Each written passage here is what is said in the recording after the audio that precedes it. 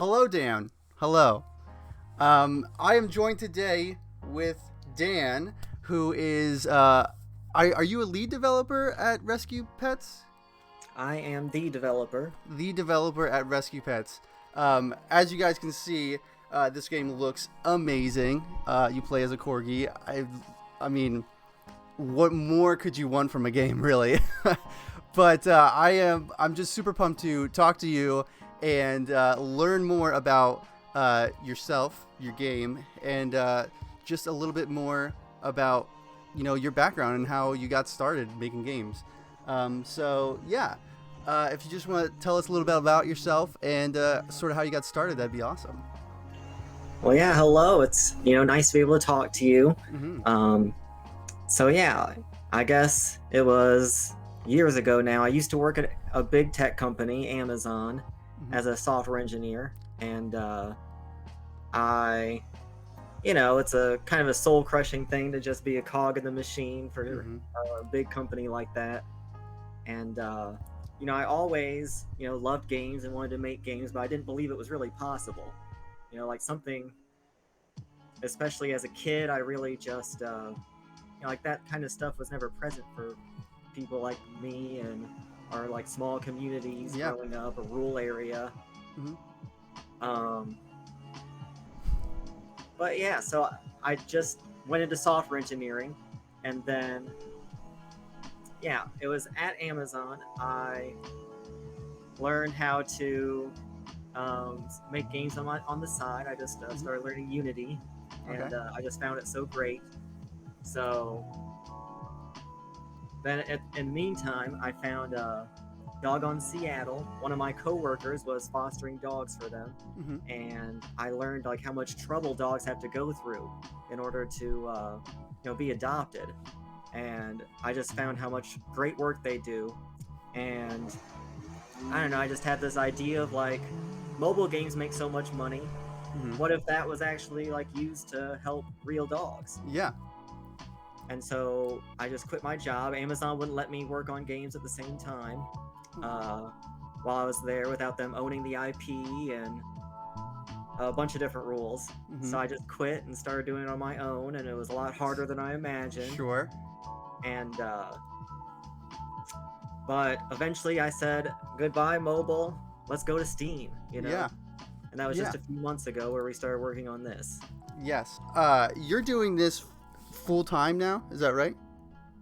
Yes. Although I'm still using my savings to help market it, but I mean, from everything from the art here, and I was just showing some gameplay, but the art is so striking and it's so fantastic. When I see this, I think of the game. It's an indie game called A Short Hike. That's what it reminds me of. I don't know. Have you played that game? Yeah, I played it. Actually, I first played it in November. Okay. Which is probably really where I was so inspired that, wow, you can make a game this short and people love it. And I always imagined a corgi with a cape flying around. Yes. And so whenever I saw A Short Hike, I was like, a little mini open world game is really fun, and it's non-violent. It's exactly the kind of thing I want to support. Yes, absolutely. So, I mean, whenever I started, I didn't think I would actually be able to do it, I guess, or be able to make a game at this scale. Yeah. But it just started coming together. Yeah. Well, I mean, it is, and yeah, we'll get to the Kickstarter later, but this is so striking. I bet, I mean, we'll also talk about PAX later, about how you had a booth there, and I bet it was so striking, and people just loved this character. Does the main corgi have a name? I may have missed it somewhere. Well, I call him Corkster. Okay. But in the real game, you'll get to name him and change his color and like the tricolor or sable or blue merle, and you can also change the gender. Okay. Well, when I play this game, I'll probably just name it Corkster because that is a fantastic name. Yeah, it just looks so good. And you're making this in Unity, right? Yeah. Okay. And I do have an artist, and it's my partner. So it's just the two of us. Yeah. So He does the art and the animations. I always love hearing about when your friends or your significant other or just people you know can help you in a project, because the support and, you know, I don't know, there's just something about it. You don't feel so alone. How long have you been working on this game then? Just since December. Wow. So just about 3 months for everything you see in the trailers. So that is mind-blowing. I have literally never heard of someone being able to make something that even looks remotely like this in 4 months. That's incredible. I'm like speechless. That's crazy. That's amazing. Do you have, so this isn't your first game though, right? This is your second? It's our third. Your third. Okay. So our first game was just a 2D idle game where you Okay. pet a corgi and grow an animal shelter. It's called Rescue Pets. Okay. And that's where our YouTube channel and all of our handles came from. Okay. And then Rock Miner was our first 3D mobile game where you actually are a dog driving a truck crushing rocks. Nice. And so we kind of learned how 3D actually isn't that hard. Okay. With that, we did that last year, and then we were going to make a bunch of more mobile games, like inspired by Rock Miner since it was doing okay. Yeah. But Google Play took us off the App Store because they said our art style was too kid friendly, and we had like not even forced ads. Okay, we only have rewarded ads, so you choose when to watch them, but they didn't like that. So they took us off the store during Black Friday. Oh my gosh. And I was so upset.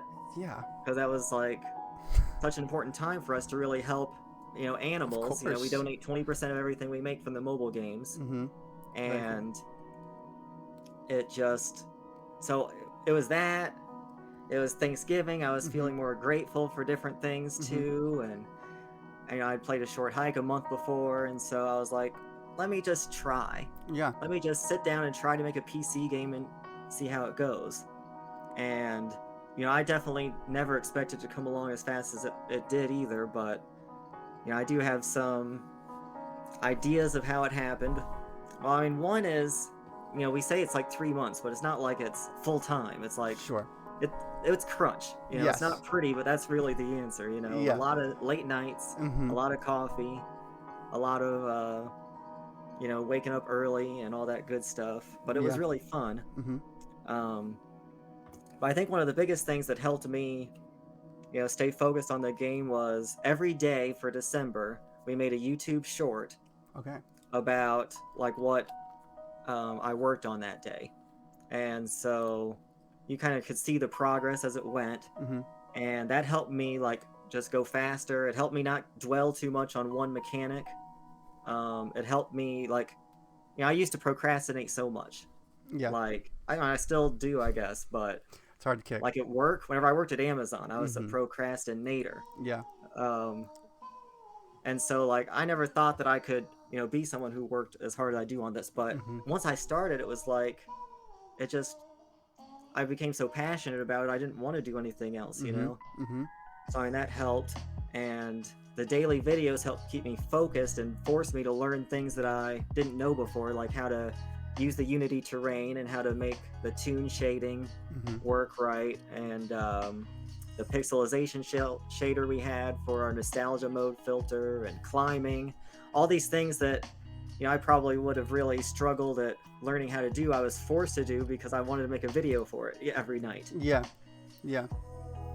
So I think that helped. And there's some Unity assets I used, like 2D Colors Pro and Feel by More Mountains, but I'm a little skeptical on Unity assets since we tried to use more of them in the past, and I think you really have to understand how they work, and they're really like touchy. Like if you want to like stay within their boundaries, it's great. Like dialogue system has been helpful for our dialogue, but you know, at the same time I have to use it in the way it wants to be used, and so it's like, okay, it's a fair trade. So you mentioned earlier that you're helping animals with this, with all your projects, and you're donating funds. You also mentioned that your friend brought that up to you, that it was very difficult to adopt animals where you are. Uh, I'm sure that helps you stay passionate about these projects. I'm assuming. Yeah, that so much helps. Yeah. Like, because the first dog we were able to sponsor, Treble, he was rescued from a kill shelter in California. Okay. And Dog on Seattle brought him up to Seattle. I got to meet him. He was shy, but there was nothing wrong with him. Yeah. He got adopted within 2 weeks. Wow. And they rescued him the day before he was going to be euthanized. That's amazing. That's amazing. And so, you know, in Rescue Pets, if you download it, you can see all the dogs we helped. Yeah, and like you guys helped save that dog's life, and that is amazing. And you know, for people watching this, you know, you're making like a tangible, real difference that you can see when you download that. What I'm contributing to is saving lives. You know, and that's so cool. Did you have the idea to sponsor animals with making games? Was that always kind of tied together? Yeah, definitely. That's what kind of convinced me to quit my job, I guess. Okay. Because before it was just like, I make enough money as a developer, you know? Yeah. Like, it'd probably be hard to beat that.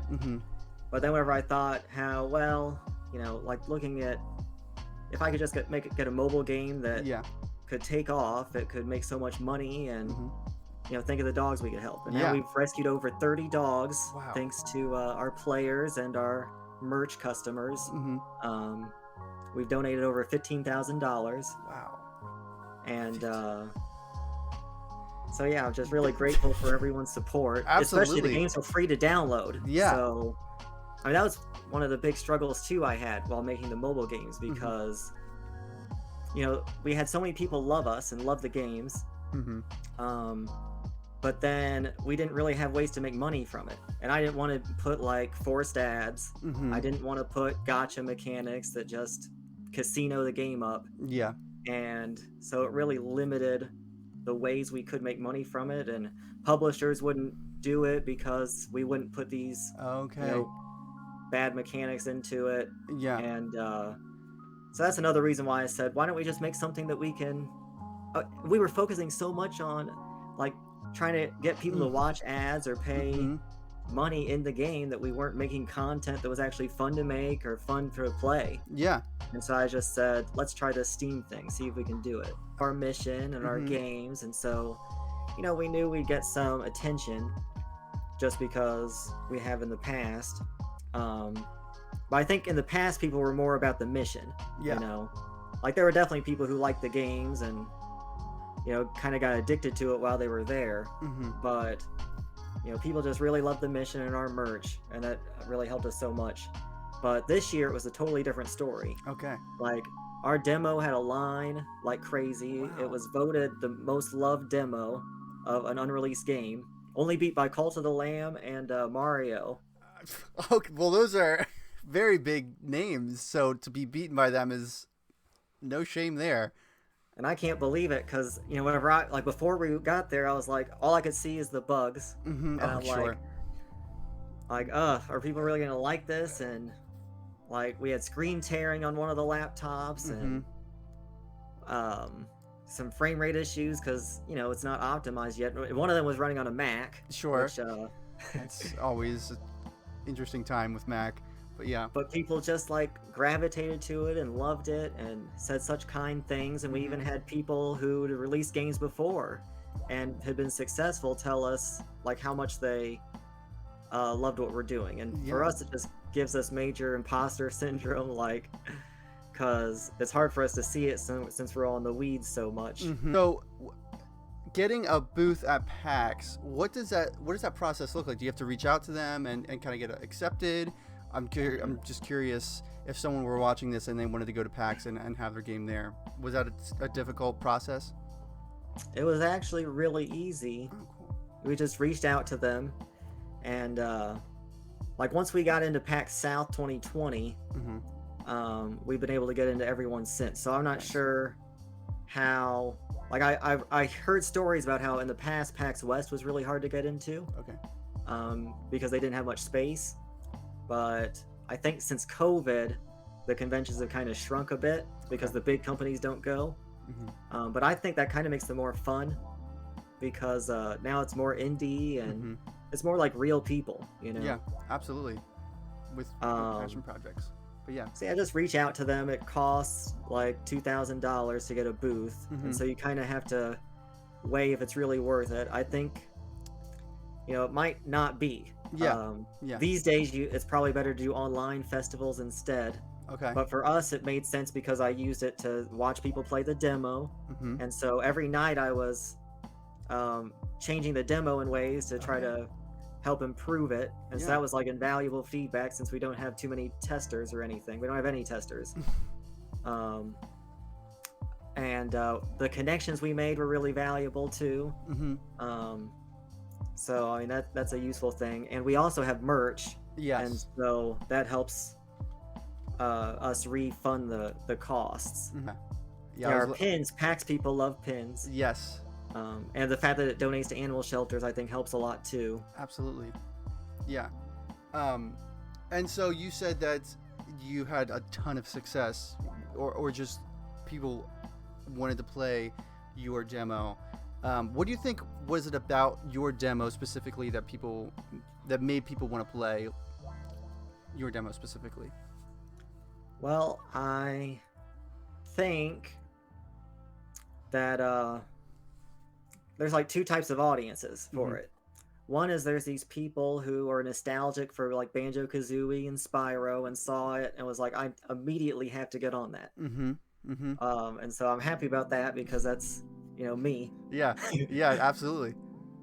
And then the other half of it is these like people who like cozy games and like the non-violent approach to it, which makes me happy too because I want to inspire more people to say you don't need violence in games. You know, you can just have a good time, have fun. You don't need death.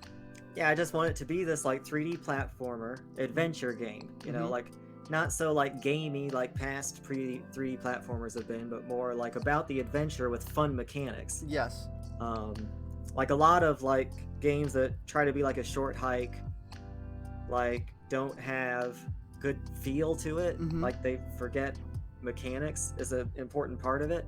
Yeah. And you know, I just really wanted to make the mechanics feel fun and jumping and bouncing and swinging on things and being a dog. But then I want people to take a break. You know, we were talking about adding lo-fi music to the game that you could unlock in little CDs or cassette tapes. Yeah.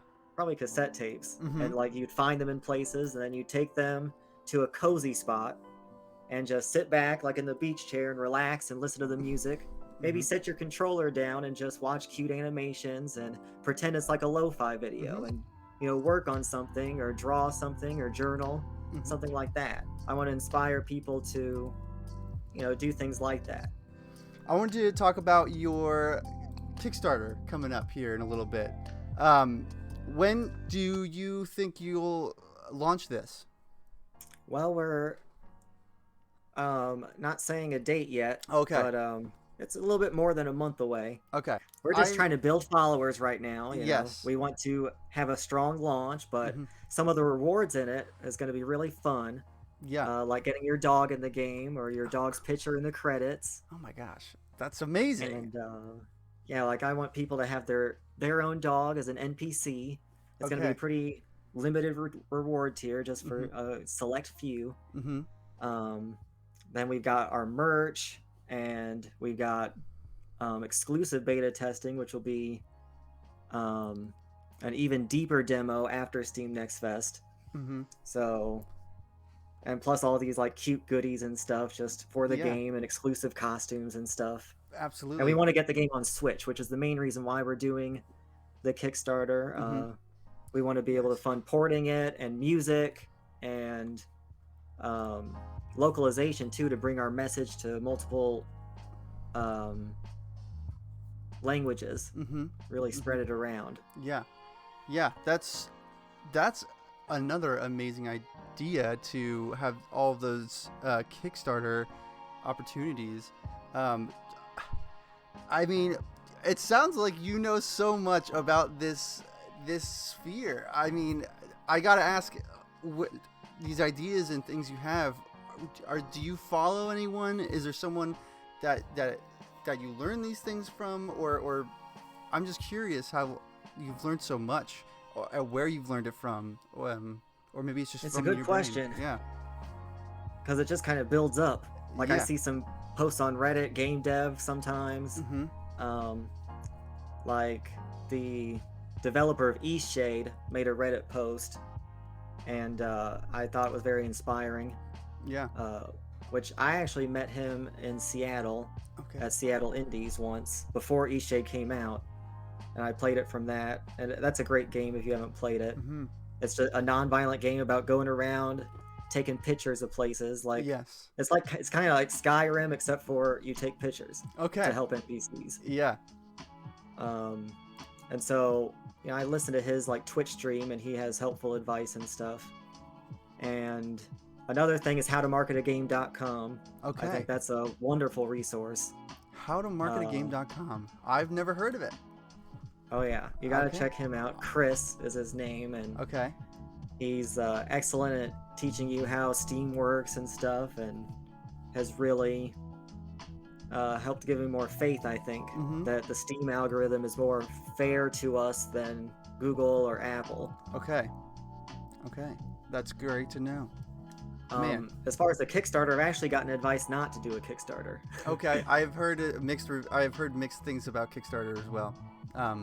Just that it can tend to be a little bit risky, but it sounds like you're going in with a lot of confidence, and rightly so, because you have such good ideas. For us, it makes sense. Yeah, absolutely. Like we have a mission, and I think that's going to really resonate with people. And we've got footage from the shelters we've worked with to show people during the Kickstarter, and it's a game that we really do need funds for, you know? Yeah, like, absolutely. It's not like we're just doing it because we want to try to make a quick buck from it. No. Like, we need the funds to finish the game. Yeah. You know, so it's an important thing.